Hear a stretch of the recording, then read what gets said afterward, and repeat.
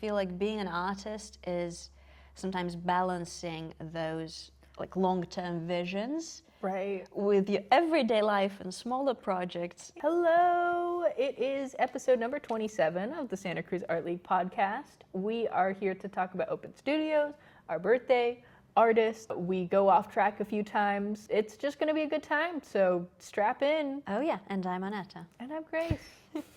Enjoy. Yay! Episode 27. Number 27. Welcome to the 27 Club. Yes, that's how old I'm going to be in December. Ooh, exciting. I know. What did you guys do for your 27th birthday? Unless you haven't had one yet, what are you doing for your 27th birthday? Oh my gosh, yeah, no, I love being dramatic about dying young, but I don't think I actually will. Hopefully not. Well, yeah. I was such an emo little kid, though. In like 6th grade, we had a yearbook, and everybody's like, you know, what are you going to be when you're 30? And I wrote, I'm going to be dead. Oh my And then God. they made me change it. Well, the flair for drama is definitely I have there. been dramatic since birth, okay? And I will die dramatically. I just know it. Look, what is an artist without their drama? A little melodrama. You know, Yes. it gets you going. It makes life interesting. Nothing wrong with that. Nothing Hey. better than a great story. And look, this week has been weeking. It's been melodramatic, I hear. The thing is, when you're seeing this, the birthday, The birthday. and we're not talking about Grace's birthday, we're talking about the Santa Cruz The Art Santa League Cruz birthday. Art League's birthday. It's actually tomorrow when we're filming, so it hasn't happened yet when the podcast episode rolls out. It's going to be super fun. We're going to be 106. 106. Pretty good number. I'm so proud of us. I know. Can't believe we got this far. And, you know, you guys should donate. Go to our website and donate. Wish us a happy birthday so that we can continue for another 106 years. Or however many increments of 106 we can get to.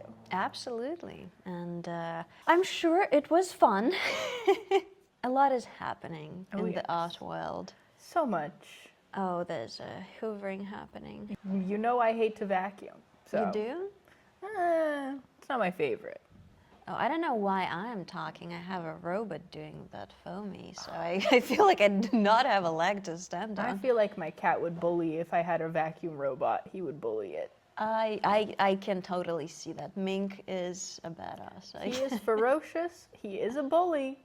And, you know, An explorer. we love him for it. And an explorer. Land and water. That boy goes everywhere. Oh my gosh. Yeah, my housemate sent me a picture of her toilet that was just covered in water, and she's like, I think Mink fell in. And I'm like, probably. I have to tell my housemate that I share a bathroom with that we got to keep that toilet lid closed because he will play in the water. I love him to death. He's nasty. Look, there's nothing quite like the spirit of exploration and open-minded curiosity. He's water curious. If there's water, he's gonna put his hand in it. I love he that. Cannot help it. If there's running water, he's fascinated. I mean, water is fascinating. It's to be fascinating fair. stuff. Anytime I'm watering the plants out on the deck, he's like, what's going on over here? Let me He participate. needs to know what's going on. Hey, that's that sense of curiosity and wonder that makes the planet go round. It's so true. Go Mink. Keeps my life interesting, That's although for he is sure. going to get a bath when I get home today because that's my potty water son, and I'm not down for it. Hey, we love them as they are. As they are, unless they're covered in toilet water, in which case we love them once they're a little bit more cleaned up. Yeah. Have you been able to create with all the craziness that's going in the Art League? Oh boy, I have not been able to do as much as I want to. I have that one big piece that I'm working on. Yeah. But aside from that, it's been a bit of a dry spell on my end. I'm just trying to get through the days. I feel you. And for those who did not realize what I was going to say time of the month. I was referencing the critique group that happened on the first Tuesday of the month. I guess we're calling it that time of the month. It is the beginning of the month, and we had the critique group. It was pretty fun. And we got to see the large piece that Grace is referencing. It Yes. was beautiful. Oh, thank you. And I'm really proud of you. And I got for- some good insight on next steps. So shout out Hajra Meeks, who is one of our teaching artists, stopped by with her husband Elijah, who is our newest board member. So they came to hang out at the critique group. And Hajra, who teaches here, I already said that, but I'm going to say it again. She teaches here. Had some really great insight. It was really sick getting to, have her attend the critique group also, because I feel like she gave a little bit more like academic critique or like technical stuff, which like I always appreciate. I didn't go to art school, so everything for me is just vibes based, but it's cool when somebody who has like the words, the vocab comes in. Yes, she had really valuable notes to bestow upon us. Yes. And it was really fun. So I wish you were there. You guys better come next month. When Next did we say it month? was? November 5th? 5th sounds correct. I'm going to pull up my calendar. I did the same thing last week. Well, we got to fact check. Yes, we cannot be inaccurate. If there's one thing we're dedicated to, it's November 4th. That's 4th. election day. Oh, wonderful. So cast your ballots and then come to the critique group. And we can talk about your ballots too if you feel like sharing. No. But you're probably going to be feeling all sorts of feels. So just come hang out with artists. It'll be cathartic. 6:30 p.m. Let's join together on the basis of our love for arts and beauty And democracy. Insert national anthem here.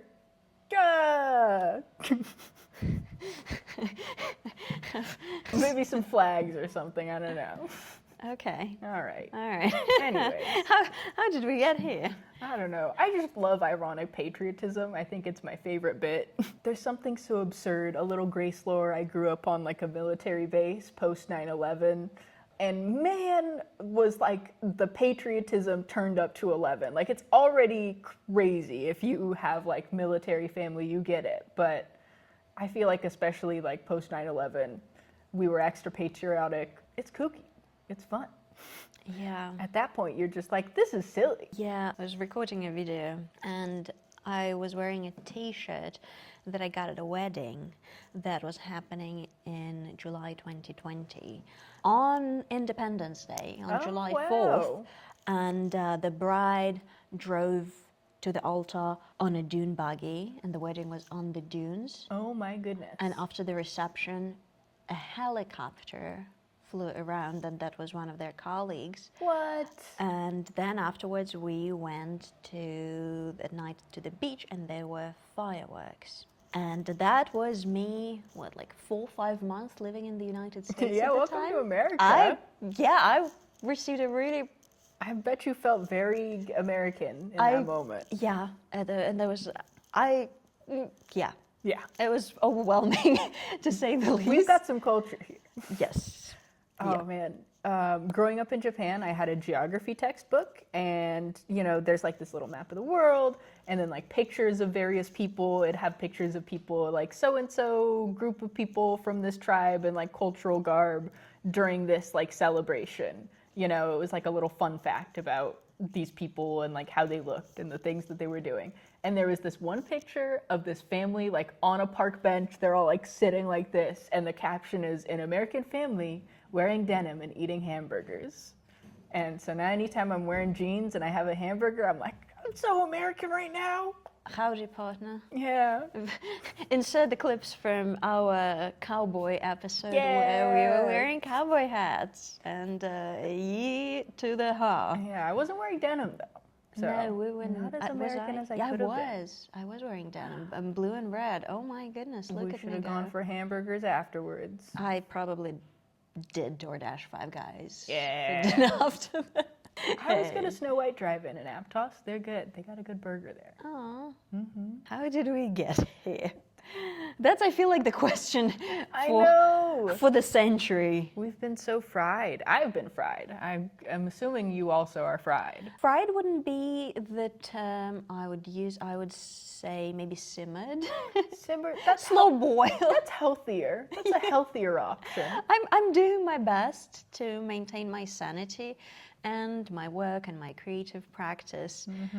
An update to the last week's episode where I opened up, which felt rather vulnerable because that's something that hasn't come to fruition just yet. My drive for working with leather and continuing in my mother's steps. Big update is that I have found a place, an apprenticeship, so to say, workshops, lessons to learn from, and I decided, well, go big or go home, am I right?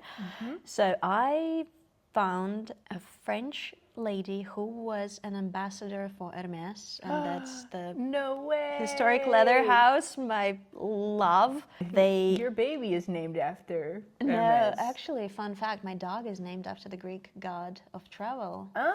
Hermes, but I do not like the English pronunciation, Hermes. It just sounds, I don't know, something like vermin. I can't explain this in my brain. Don't It's come also for a me. character from Futurama, so. I did not know that. Oh, you don't know Futurama. I know Futurama. I know the lady with 3 boobs, or no. 3 boobs. Wait, I don't think we That's can say- Tron. Oh. I'm so uncultured when it comes to That's okay. that. I'm so sorry. No, 1 eye, not 3 boobs. There 1 we eye. go. Same thing. My apologies. Not trying to offend anyone. Hopefully the stands of Futurama are not going to come for me. Our viewers at home with 1 eye are so mad right now. Especially all the community of 3 boob ladies. Yeah, they're like, it's one or the other, it's not both. Sorry, guys. Oh We're gonna my get god. canceled. How could I? Okay. Anyways, I did not like the pronunciation of it, so I just decided to pick the pronunciation, the French one, Hermès, because I just think it sounds more aesthetically pleasing. But yes, he is my child and he is not adopted. He is biologically A my son. natural birth. Absolutely. Anyways, so it's a duo of mother and daughter, and I felt like this is just meant to be. That's beautiful. And she gives lessons in leather craftsmanship in San Francisco. So next week, I was like, well, Taking a trip. you know, I know I said I'm kind of in the research and education stage, but hey, the two can go simultaneously. Why wait? Exactly. And I already have an idea for like a specific bag I'm dreaming of making. And again, that's kind of like a long-term project. And I feel like being an artist is sometimes balancing those like long-term visions Right. with your everyday life and smaller projects. Yeah. So well, it's like one step at a time until you get to this level of being able to achieve a thing. Yeah, So, and sometimes it's hard. it's hard to be consistent. And for me, I'm impatient. That's my vice. I've kind of, if I want it, I want it yesterday, you know. And especially when it comes to skills, that's not how it works. No, you got to put in the mileage. And those 10,000 hours, you gotta. You can't speed run those. No, and I'm kind of trying to balance both, and while kind of working on my wall art, so to say, and not abandoning it and continuing the progression of everything I'm working on currently. It's fun. It's a challenge, but it's fun. There we go. I feel like as long as it's a fun challenge, then that's what you need. I feel like sometimes when your art gets like, I don't know, drudgery, I don't like that. When you're just working on something and you just want it to be done, it's not fun anymore. Yeah, for sure not. And I feel like that sense of accomplishing something big is what keeps me motivated a lot of the times, of like leveling up. Because what's the point for me, and that's just my personal kind of view on art, is that like I don't want to be like, well, I'm really good at this, let me keep doing this for the rest of my days. And the funny thing is that I love when other people do that. Yeah, that's I very, appreciate like, it. It's very artisanal. Yes. And you're like, let me just get really good and hone in on this skill, and that's what you do really well. But even those people, I feel like they are innovating. It might not be as like visible from the outside in certain cases, but it's like it's that layered incremental improvement that like really just like, I don't know, becomes the words, you know. Yeah, just I was gonna say something really profound there, but you were going there. I was feeling getting you. there. We were all on the edge of our seats. Yeah, no, I'm feeling. I think that's an excellent point. Actually, I just think the leveling up and the progression. Like if it was a graph, it's You need a little bit more of a crescendo than a slow build. It sounds like. maybe I have. We're speaking in musical terms. Okay, something I'm really not good at. Okay, look, I love a challenge. That's just I think what it is. I feel like I need to challenge myself constantly when it comes to my skills and my artistry of just trying out something that I haven't done before or I have done but haven't mastered, and it being like a building block, if it makes sense, for what I'm doing, not necessarily like mastering a craft and going with it for the rest of my life. Yeah, you're like, I need to pick up all the different little things and then see how you can like. Yeah, like a combine puzzle. Yeah. them. Yeah, you're weaving something. Ooh, exciting. And that's almost kind of reminiscent of the artists, the classical artist I picked for today. Maybe a little bit. Some of that. Some weaving. Yeah. Some bobbing, some weaving. Did not see that coming. Yeah. I've been watching the UFC recently, so. UFC is... No, not UFC.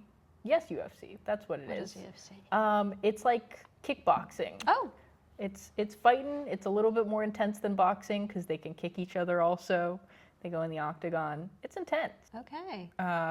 But it's interesting. A girl needs a little blood sport as a treat. As a treat, why a not? treat. I did have a period where I thought of trying out kickboxing, but Yeah, I hear it's pretty fun. I just like other people doing sports.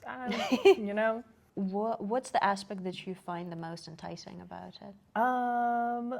You know, that my boyfriend watches it, so we watch it together. Oh, that is so sweet. Oh my goodness. I love that. For me, as long as it's not American football or baseball, I can't do baseball. I'm so sorry. Baseball's a hard watch. I've been explained the rules of it. I can't tell you how many times, but my brain is just like, go. woo, like it refuses to retain that information. It's like, nope. I'm just there for the snacks. Oh, okay. I love, it's been a while since I've watched a football game, but my granddad used to all the time, and he'd have wings and chips and dip, and I'm like, this is a good time. I don't care about the sports. I'm just here for the snacks. Oh, snacks is the part of ambiance. It's true. That's the best part of the ambiance. And if they have beer, sign me up. Oh, That's all I need. okay.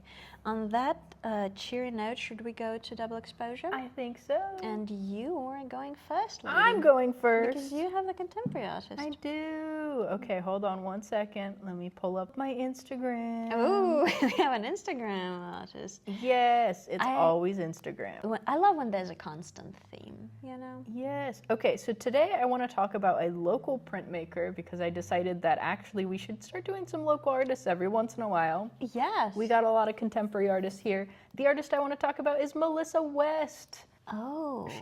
She is a printmaker, and she has a studio over in Watsonville also. Her stuff is like, it's very political cartoon-y, very timely, and I just think that she has a really great mastery of her medium. And we have so many really great printmakers here. She also curated Queer Expression over at PVA. Yeah, her stuff is so good.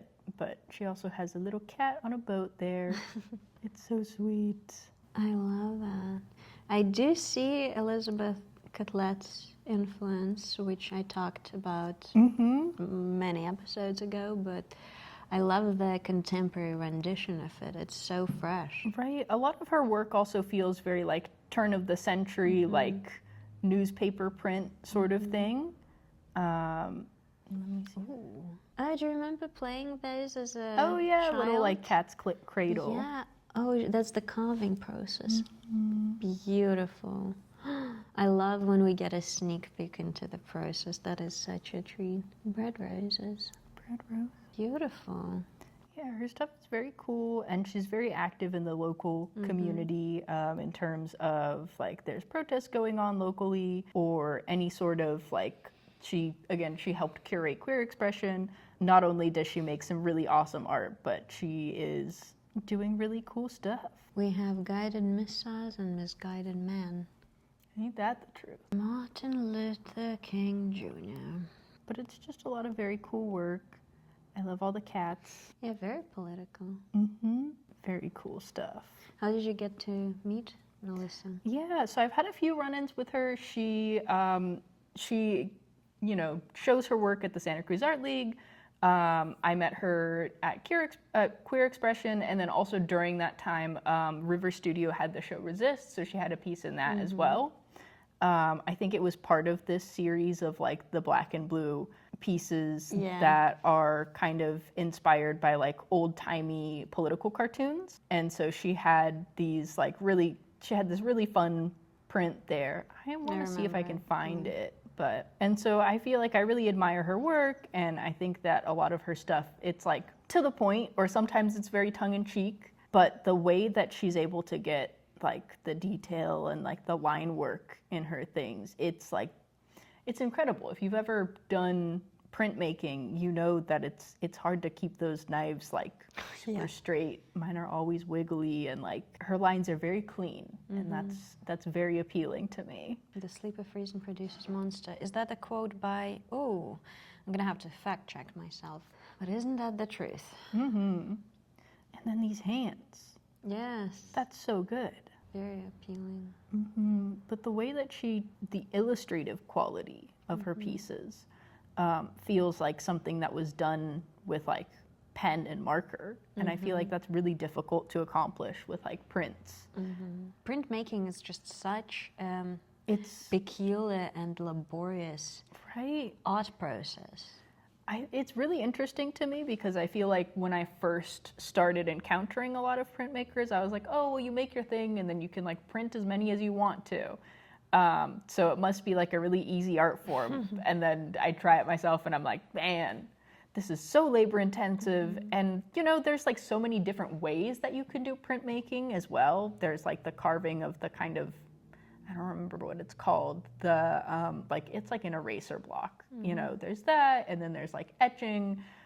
There's so many different techniques. And depending on like how you're printing, you need like super specific materials and setup, and it's all of this process of like trial and error. It's very scientific in the way that a lot of like ceramics are. And laborious. Yes. Oh my God, so much prep work just to get that print to come out nice and deceptively easy. Well, yeah. If you know what goes into it, I feel like you wouldn't say that it's easy, but it is a really cool concept. There's a book that recently came out. I think it's called Women in Printmaking. I'm gonna put it on the screen, kind of like historic references into printmaking. Cool. What is happening? I know, the composition on this one, I think is fun, and the depth. They're running away. And I love how she manages to relay the emotions despite the difficulty of working with the medium. I feel like it's quite challenging to achieve. Yeah, it's good stuff. That's my contemporary artist. Go check out Melissa West. She is actually participating in open studios. I think she has a piece in the gallery, but let me get you her artist number. It is artist number 53. So check out Melissa West this weekend, or I guess this upcoming. She hopefully, if she's participating in All County Weekend, you'll get a chance to visit her studio. Tell her Grace and Anetta sent you. Yeah, and support local artists. Yes. Well, thank you for spotlighting Melissa. It was really wonderful to meet her on both occasions that I've interacted with her, both in the Queer Expression show and at the Resist show. She's just such a cool human being, and I feel like that adds an extra layer of desire to support local arts for me. Totally. I mean, she's doing good work locally, and so, like part of supporting your local artists is you're making sure that people who are community-minded and out there doing the work have an income stream in order to continue doing stuff like that. So Yep. Support your local artists. Yes, please. And on that note, shall we move to a bit of classics? A little bit of the classics. Yes, let me pull my iPad. There was a little bit about weaving earlier, so. It's kind of loosely related. So today we are going to be talking about Louise Bourgeois. She is a multi-dimensional French-American artist. And she was born in 1911 in Paris, and she passed away in 2010. Yes, at the age of 98 years. So that is pretty cool, and I'm positive that you would have seen at least one of her massive sculptures called Maman. Oh, I don't know if I have. Oh. I'm a little uncultured. Oh, well, let me maybe show you a bigger Pull that up. picture. Oh my goodness. Look at that spider. I'm scared. Ooh, okay, we're gonna go into that. I just wanted to show kind of like a little preview for people so that you know kind of who I'm talking about. But if you do not, that's why I am here to spotlight the person who I thought was really relevant and had. I think I do recognize Welcoming Hands. Ooh, yes, I do have that because I decided to spotlight that for you. Yay! I'm excited to go into all of that. So a little bit about Louise. She was born, like I said, in Paris, and her family had a tapestry restoration business. So she grew up with a family of craftsmen restoring tapestries, and she was helping them out as well. And her upbringing was quite rocky in a sense that her father had a long-standing affair with English tutor, which affected Louise on a very deep personal level as a child to be witnessing such a deep betrayal and split within a family. And her mother passed away when she was, I think, 20 or 21. And she actually studied math in Sorbonne, but quit to pursue arts and got married at the age of 27 to an American and moved to New York. Oh, wow. As one does. And she had a really long-standing career in art. Like, she passed away at the age of 98, and she was creating up until she passed away, which is one can only dream of, I feel. And she worked with multiple mediums. She started 2D with like paintings, drawings, and I want to show some of them. They are really peculiar, in my opinion. It's almost like the inception of what's to come, and all of it is really deeply emotional. And then she ventured into sculptures, and I do love how profoundly emotional they are. I know I used emotional a couple of times, but how cool is this? That looks kind of like a spaceship almost. Yeah, almost. It is really timeless, in my opinion. What is that made out of? Ceramic? Oh, they recall wooden weaving shuttles, traditional instruments associated with the craft of tapestry making and repair, from which bourgeois parents earned their livelihood. Okay, so they recall wooden shells. They recall wooden shells, but she worked with... I think I saw totemic wooden sculptures. There's a special place in my heart for art where it's hard to tell what the medium is. It just keeps you guessing. It pulls you in.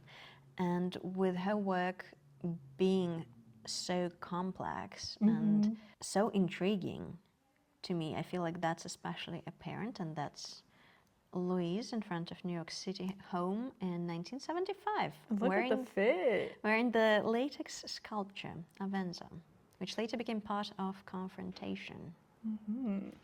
Isn't that iconic? It looks like a wasp nest. Her shapes are really intriguing most of the time. It's almost like an installation, sculpture, performance art. All in one. It's called Destruction of the Father. So it resembles a lot of things. So the central piece, it almost like resembles either a bed or a table, and that's But it's like so visceral too. It is really It visceral. looks like guts. And that is in the reference to her father's infidelity that so deeply and profoundly hurt her as a child. Of like, it's almost that the bed, because he would bring the mistress to their family bed. Oh my goodness. Yeah, don't maybe do that if you have children, and if you don't have children, don't do that as well. I mean, they might end up making great art afterwards, so I guess there is a silver lining, but hey. Great. So it's almost like he is destroyed right in here. Yeah. Like what he did in that bed. And Oh, it's so icky. It gives me the chills. I love it. it's visceral, I feel like, is pinpointing it because her art is described as visceral most often. Yeah, I'm just a big fan of like body horror, like creepy and distorted depictions of like things that are human or organic. Some of her work is visceral and almost sexual, but ambiguously so. And Janus Fleury is one of the examples. It's bronze sculpture, but she also has that cast in metal and wood. And it's hard to tell what that is, and your imagination kind of finishes It could it be anything. for you, yes. And Yeah. I love that it's a sculpture that is being hung with like a little hook.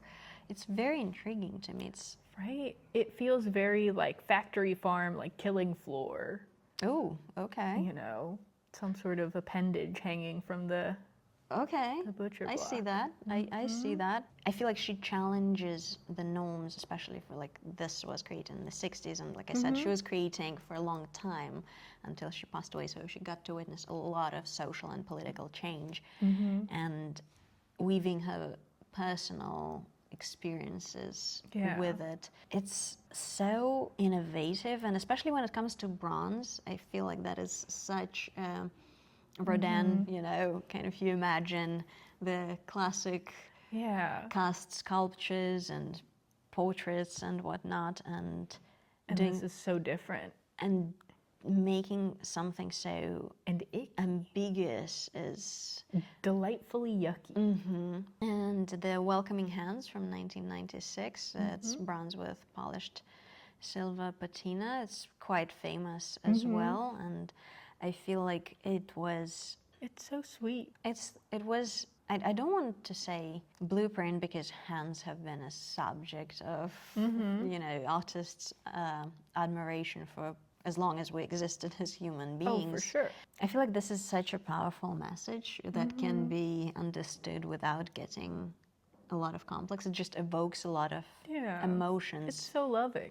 through the hands, and I feel like it takes a lot of talent and craftsmanship to portray emotions through a body part without depicting the face. Right? It's so like either you depict emotion with like the whole body or the face, but I feel like just parts of it, it can be really difficult to have them Exactly. convey emotion. And I feel like this does it so masterfully in how, like in the smallest of details. I absolutely love it. And talking about Maman, the sculpture in bronze that is currently in the National Gallery of Canada in Ottawa, she had a series of spiders made, and that was a depiction of her mother as spider. They are demonized a lot of the time, but in reality, they eat, like there was a quote of hers that they eat insects, they eat mosquitoes that carry diseases. So in fact, They're are protective. helping and they are weaving, and that was a reference to her family business in tapestry weaving. And I'm not afraid of spiders, so it's hard for me. I am. You are? Yeah. What does this evoke in you? So this, I think that it feels a little like foreboding and uncomfortable. Okay. Also, just like the shape of the legs of the spider is it's not normal. It's not what a normal spider is shaped like. It also feels very like claymation-y though. Okay. The shape and like the motion that the spider has. It reminds me of like Coraline, if you guys have seen that movie. It's so good, especially for October. But you should watch Coraline. Yeah, it's like whimsical at the same time. Interesting. I feel like the shape of... Oh, my foot fell asleep. Ooh, hello. The shape of the legs is really distinct, like you said, that it's not anatomically correct.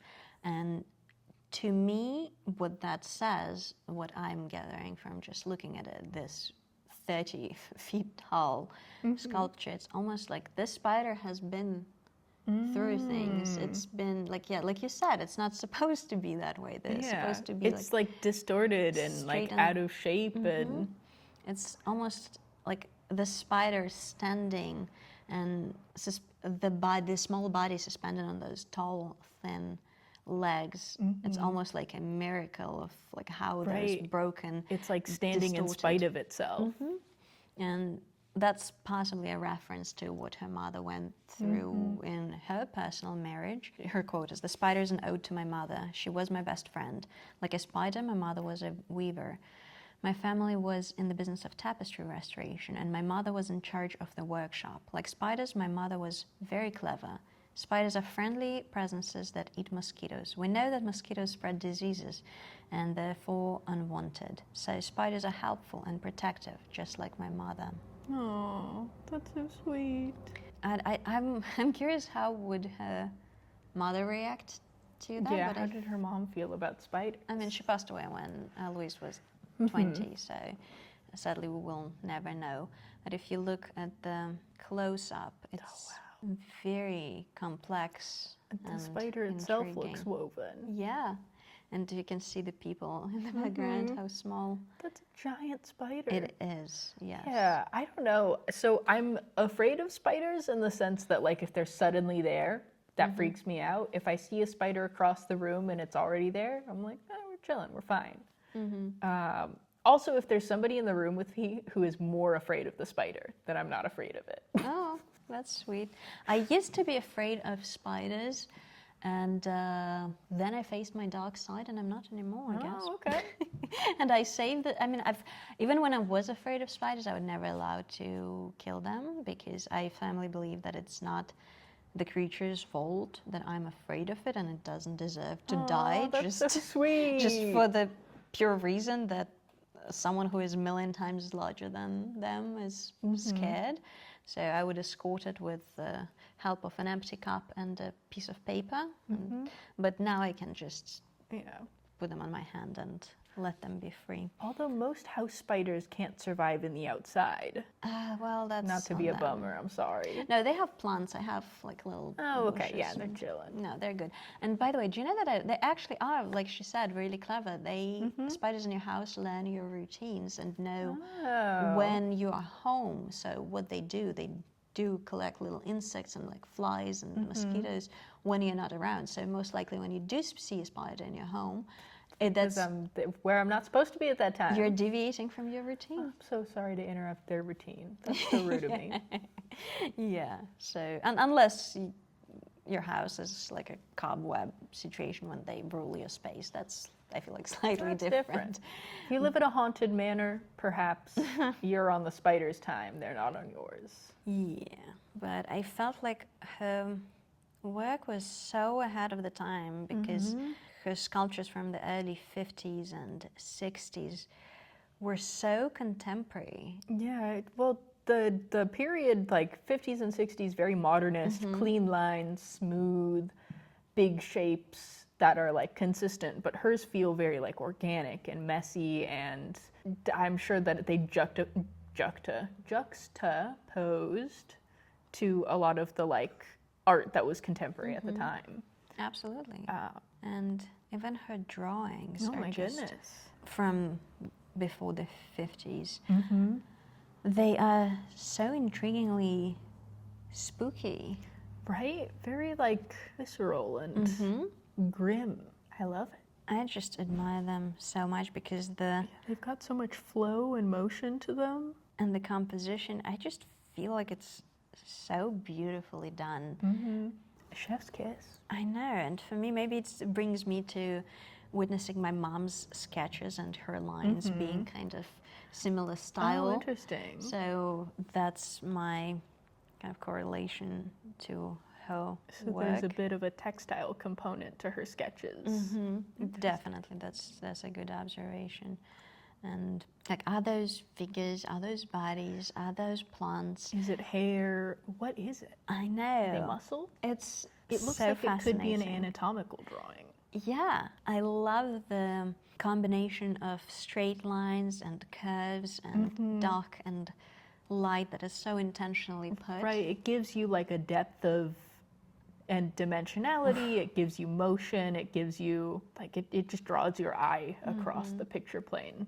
It's beautiful. And I feel like on the personal level, I think she made her first like big breakthrough where her sculptures were recognized in the 80s, I think in the 82. So when she was in her like 60s and 70s. And that just feels really encouraging. Yeah. That, you know, you can make, there's no expiration date for when you can make. Right. It can be really at any age. I feel like artists, I feel like also, you know, the older artists have like more time and experience and have all of this, you know, they have the 10,000 hours. They have all of the time that they've spent honing their crafts. And so it's different from like, there's like young, exciting, emerging up and coming artists. And then there's like, you know, older masters of their craft. And so it's an interesting kind of dichotomy. Well, energy is a fact. That's not, you know, Santa Claus. To believe or not believe in energy. And I feel like energy in her pieces is so strong that it emanates from her works, even through the screen. So I can only imagine what that would feel like to be in the presence of her piece, because they're just so emotionally charged. I know, and it looks like she works pretty large scale too. So I feel like there's something that being in the presence of like a large sculpture Yes. does for you. That's my girl. Yeah, that's the way that it's balanced, and yeah, It's just so it's very intriguing. satisfying to look at. Of like, it's not conventionally pretty, if it makes sense. It feels like you need to be on your toes around it, and I'm like, what is this device for? For me, it's almost like you hold your breath a little bit when you see them, you know? Yeah. It's fascinating, and I feel like it's not, you know, every day you come across an artist who manages to capture you in such a strong, visceral way. And I feel like that's her love for art and personal growth and psychoanalysis that kind of brought it all together. It's good stuff. Yeah, so I'm happy I was able to spotlight Thank you so her. much for sharing. And I also love that the photos that we have of Louise is mostly in her later years, so like portraying an old wise woman with her art in a latex sculpture. That's just so cool. I know. That's good stuff. It's wonderful. Yeah, warms my I heart. love art. Yeah. All right. Do we have anything else we need to go over super quick before we let everybody go for the day? A luck of the draw. Luck of the Draw's coming up. Donate your pieces, buy your tickets. And if you are willing to volunteer in styling them, you can do so. I have volunteered a couple of hours of my personal time to installation because I feel like it's going to be a good time. It's fun to see the process of how things get hung. You know, if you are watching our podcast, you know that I arguably love the creative chaos of installation more than the final result, as much as I obviously do love the... That's a woman who loves to rummage. Oh yes, I do. That I It's do. like infinite potential. Yeah. Installation or pre-installation. Yes, it absolutely is. I don't know, that's almost like in my personal work, doing that final push, like the final, I would say like 1 to 2% to make it completely done. That is the hardest part for me, because that would make it final and I would have to let it go. You're narrowing down all the potential. And it's almost like it's time for me to part with it, you know? If like our time together with a piece is coming to an end, and I have to let it go into the world and be out there by itself and be brave. Better than I was. Yeah. So anyways, luck of the draw, volunteer, buy a ticket, donate art, any of those things, or all of them if you're an overachiever. Yep. Yeah, and then we'll let you know about our birthday. Remember to come to Critique Group, Open Studios. It's going to be all county weekend. Check out the show before it's out of the gallery, and then it's going to be luck of the draw. I'm so excited. Yeah. Oh, also, if you are a member with the Santa Cruz Art League or are thinking about becoming a member of the Santa Cruz Art League, our member show is open for submissions, so you can also do that. How many? One piece per person? One piece per person, and we are accepting up to 150 pieces in our gallery. If you are working larger than 30 by 30, shoot us an email. We have limited space for the larger pieces. Why did you look at me? If you are working I feel personally larger than 30 attacked. by 30, send us an email and send us one soon. Again, we got limited space for the big pieces. I fear you would have to help me out with picking a piece to submit. Oh boy, I have to be extra careful about helping people choose pieces to go in the gallery because sometimes they'll be like, which one do you think is gonna sell? And I'm like, we don't make a lot of sales unless it's open studios. And also I don't want you to be upset at me if it doesn't sell. Well, that's silly being upset at you. No, I'm not Not that worried I'm afraid about that it you selling. would do that, Anetta, I'm not but afraid of it selling or not selling. It'll be fun, so Okay, pieces. that would be exciting to see what you, my friends, are creating. And if you're not a member, but you want to exhibit your piece, now is the time You to better become sign a up. member. I think we have about 40 submissions for the member show so far. Oh, and it opened just like on the 3rd, yeah, October a 3rd few days is when ago. it opened. So like get your membership up Oof. and submit your piece. and I gotta hurry up. Oh my goodness. Yeah. So it's gonna be super fun. Yep. And thank you so much for hanging out with us Yeah. on this beautiful Aussie day. I know, on this crisp October morning. Yeah. I don't know if it's going to be crispy or October by the time you're seeing this. If you're seeing it when it comes out, it will be October. We'll see if it's crispy. And if you're just binge watching our episodes, hey, At some point in the future. absolutely, why not? Whether you're Yeah. creating or folding your laundry, that's Let us know what cryptocurrency we should have bought if you're watching this. Heck yeah. welcome to Santa Cruz. Yes. What were we saying? Thank you for watching. If you're watching this in the way out there in the future, Future. let us know what stocks we should have been buying. That's a good point. Yeah. And comment your thoughts, ideas, feedback, and we're gonna see you in the next one. See you next week. Bye. Bye.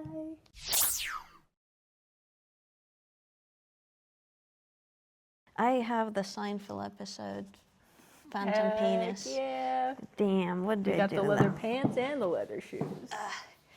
Let me- Oh my god. You're pitching a tent. I mean, damn. You got snacks in there?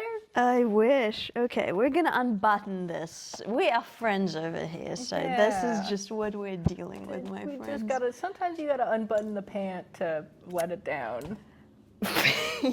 Well, I did not realize those are just purely standing pants, or otherwise I'm gonna get a Pants for standing? phantom penis.